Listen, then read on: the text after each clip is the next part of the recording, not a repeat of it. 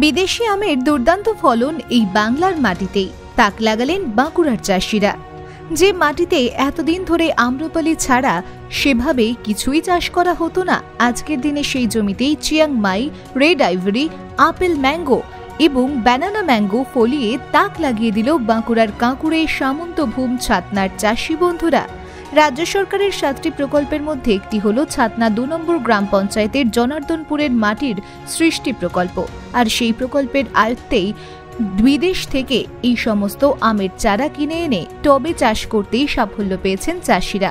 600 থেকে 650 গ্রামের apple mango, 800 থেকে 900 গ্রামের রেড আইভরি আম উৎপাদন করতে তারা সক্ষম হয়েছেন। এই বিষয়ে জনার্দনপুর মাটির সৃষ্টি প্রকল্পের সেক্রেটারি শঙ্কর চক্রবর্তী জানিয়েছেন, আমাদের উদ্দেশ্য ছিল আমাদের মাটিতে এই আম চাষ হচ্ছে কিনা সেটা দেখার। এখন সাফল্য পেয়েছি এবং ভবিষ্যতে এই আমের চাষ করে বাজারজাতও করতে পারি আমরা। নার্সারি তৈরি করার ইচ্ছা আছে আমাদের। এটা হচ্ছে চিয়াংমাই। আচ্ছা, এটা কতদিন ধরে কিভাবে ফলন হয়েছে এটা? এগুলো আমাদের এই চারাগুলো 2 বছরের চারা। 2 বছর আগে আমরা গাছগুলো লাগিয়েছিলাম। আমাদের এটা সব থাই ভ্যারাইটির আম।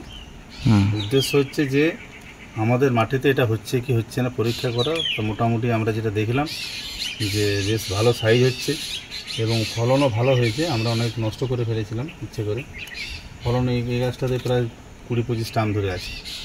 এটা আমরা আগামী দিনে এই গাছটার থেকে কলম তৈরি করে এই আমাদের এলাকায় বিক্রি করব, যাতে চাষটা বাড়ে। এবং এটাতে কিন্তু আমাদের সাধারণ যে আম তার চেয়ে অনেক বেশি দাম পাওয়া যাবে এবং টেস্ট অনেক ভালো, ফলন অনেক ভালো, ওয়েট ভালো আছে।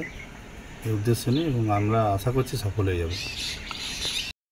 এটা আমরা জনার্দনপুর মাটির সৃষ্টি প্রকল্প, যেটা পশ্চিমবঙ্গ সরকার আমাদের মাননীয় মুখ্যমন্ত্রীর একটা স্বপ্নের প্রকল্প, মাটির সৃষ্টি প্রকল্প মমতা বন্দ্যোপাধ্যায়ের।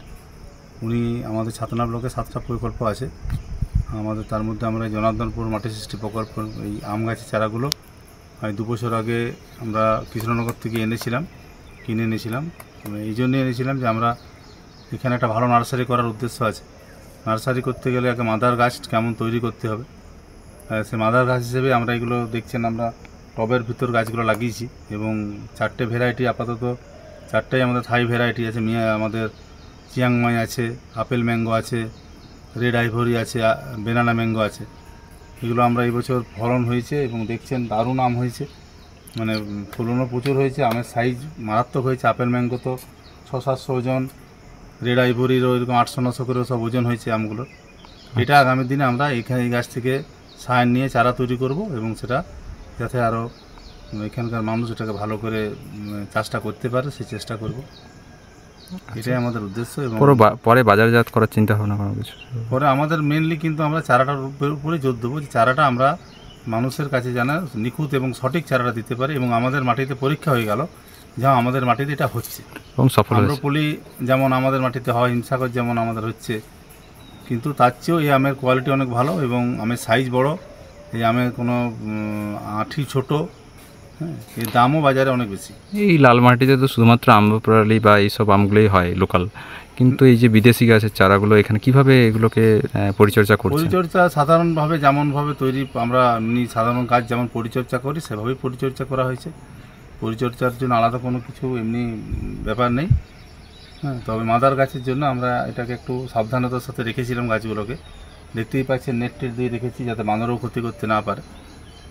মোটামুটি আমরা দেখে নিলাম যে ফলন কিন্তু ভালো হচ্ছে এবং এই মাটিতে এটা সম্ভব। কি নাম আপনার? আমার নাম শঙ্কর চক্রবর্তী, আমি জনার্দনপুর মাটি সৃষ্টি প্রকল্প secretary. Bureau report BN1 Bangla.